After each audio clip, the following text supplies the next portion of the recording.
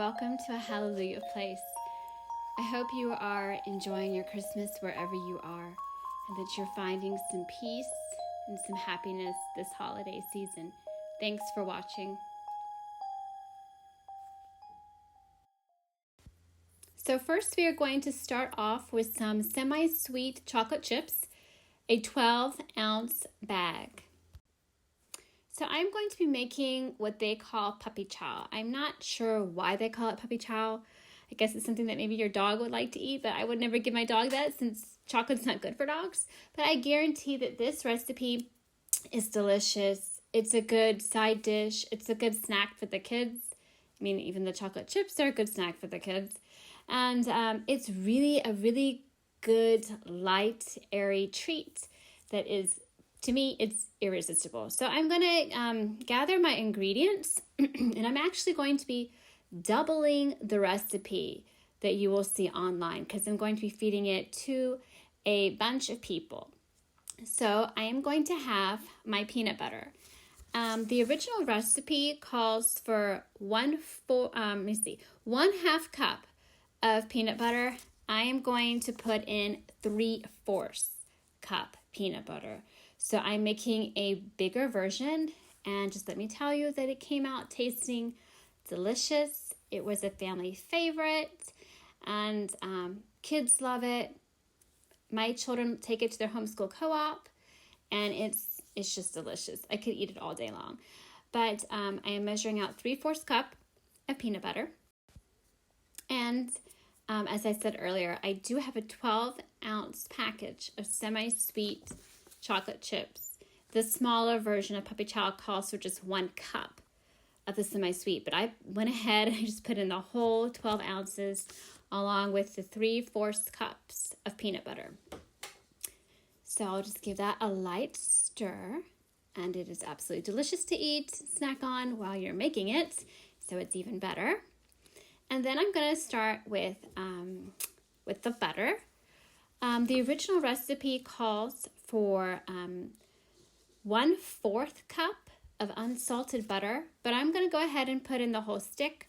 So I'm putting in the 1/2 cup of butter, softened. So far we just have the 3 ingredients. We have the SemiSweet chocolate chips, we have the peanut butter, and we have the butter. And what I'm going to do now is I'm going to take all of those 3 ingredients and I'm going to place them in the microwave for 1 minute. When it comes out, it will need to be stirred and placed back in for 30 seconds. And I keep doing it in intervals of 30 seconds. So you can see it's not completely melted. So I would put it back in after giving it a stir. I want to make sure that I don't burn any of the chocolate chips, if that's even possible. So if it's not completely smooth and it's still clumpy, I would go ahead and put it back in the microwave for an additional 15 to 30 seconds. We don't want to burn the chocolate. So it comes out, I put it in for a minute and 30 seconds total, but I took it out after a minute and put it back in for 30 seconds. And now I'm going to put some vanilla in. The original recipe, the standard size, calls for 1 teaspoon of vanilla extract, and so does the bigger version. But I am going to actually put in a little bit more. I put in a teaspoon, and I put in a little extra. So I just eyeballed it there to give it a little bit more vanilla in there. And then I stir it all up. Make sure that it's nice and stirred. And it's been a while since I've made puppy chow. I thought I'd make it for Thanksgiving. And I'm going to use chex, the rice chex. People have used corn, but I'm going to stick with the traditional rice chex. The original recipe calls for just 6 cups of the rice chex. But I'm just going to go ahead and I'm going to pour in the whole bag of a 12-ounce rice chex box. So I'm just going to pour it all in, 12 ounces total. That's a lot, especially in one bowl. And yes, my youngest likes to snack with his mom. Also, this recipe is not a very clean recipe, so be prepared to get a little bit messy. Your kitchen will need to be cleaned. At least when I made it, it was messy. So I actually did this in 2 steps. I poured a little bit of the chocolate mixture in and I stirred it up. It's a lot of stirring. And you're going to stir. And you're going to keep stirring. And you will notice that there are some clumps, but don't get disappointed. Clumps are just normal. You probably have a better spoon than I do to mix this up with. And then, keep stirring, keep stirring. A lot of stirring. So this recipe does take some patience. So I'm going to go ahead and pour in the rest of the chocolate mixture. I thought by separating it out into 2 different steps that it would be easier for me to stir, which it is. And so I'm just going to scrape the bowl and make sure I get all that chocolate goodness with the rice chex. And it is quite dirty. All right, so what I'm going to do now is you are supposed to take your rice chex mix and put it into a Ziploc bag. So that is a gallon Ziploc bag, and I am just going to shovel it into the bag. As I said before, I would definitely choose a different spoon. I think I need a collection of spoons, of serving spoons or something, because all I have is just a regular spoon. So it does take time, and it can become tedious, but trust me, when it's all completely done, it is absolutely delicious. Now, we have powdered sugar. So if you're making the standard version, it calls for 1.5 to 2 cups of powdered sugar.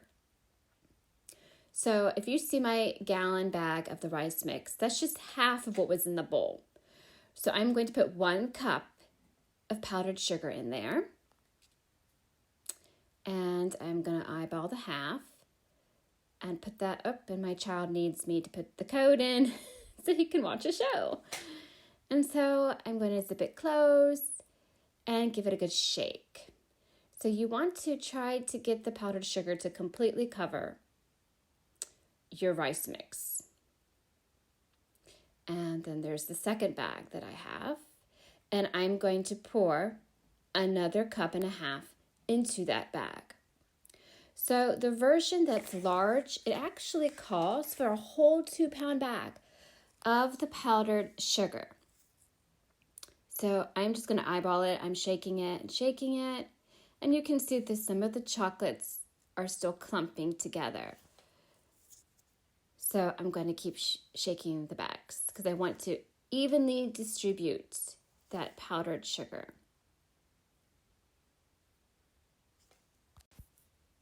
And I'm going to continue to shake. And then what chef doesn't taste their product that they've made? And it is good. It is good. It's absolutely very good. All right, so there are my 2 bags. And I noticed that it still looks a lot like chocolate inside the bag. So I poured some extra powdered sugar in. Now I'm going to add some M&Ms. Now these are the minis. I actually wanted the regular size M&Ms, but for some reason, I don't know, I grabbed the minis by mistake. So I am pouring them into the bag to give it an extra festive touch. But what I didn't know is that it was probably better to add the M&Ms right after I poured the chocolate on the chex to get the M&Ms to stick more to the rice chex mixture. Now this next step I did just to make sure that I dried the mixture out. So I got a cookie sheet, put some parchment paper underneath, laid out the rice chex mixture, and then I did add some extra powdered sugar if I saw some chocolate that needed some on top. So I stirred it all up and it's done. And here is the puppy chow. And it's absolutely delicious. Your friends and family will love it. And you can make it for any time of the year. But thank you guys so much for watching. If you haven't subscribed, please hit subscribe and like. Thank you so much. Merry Christmas.